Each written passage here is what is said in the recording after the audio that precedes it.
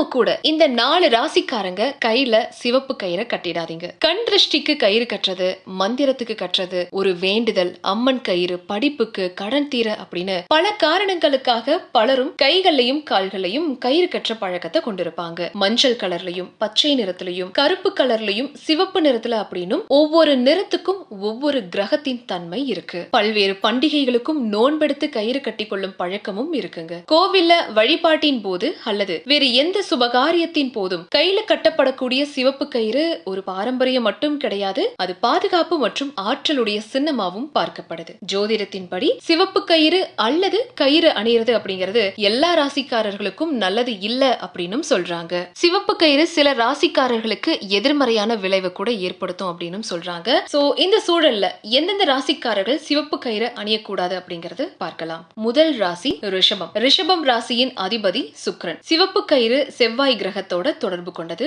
சுக்கிரனும் செவ்வாயும் எதிரெதிர் கிரகங்கள் அப்படிங்கறதால ரிஷப ராசிக்காரர்கள் சிவப்பு நூலை அணிஞ்சா பாதகமான விளைவுகள் ஏற்படலாம் அப்படின்னு சொல்றாங்க. இரண்டாவது துலாம். துலாம் ராசியின் அதிபதியும் சுக்கிரன் தான். செவ்வாயோடு தொடர்புடைய சிவப்பு கயிறு துலாம் ராசியினருக்கு எதிர்மறை விளைவுகளை ஏற்படுத்தக்கூடும். துலாம் ராசிக்காரர்களுக்கு பச்சை அல்லது வெளிர் நிற கயிறு மங்களகரமானது அப்படின்னு சொல்றாங்க.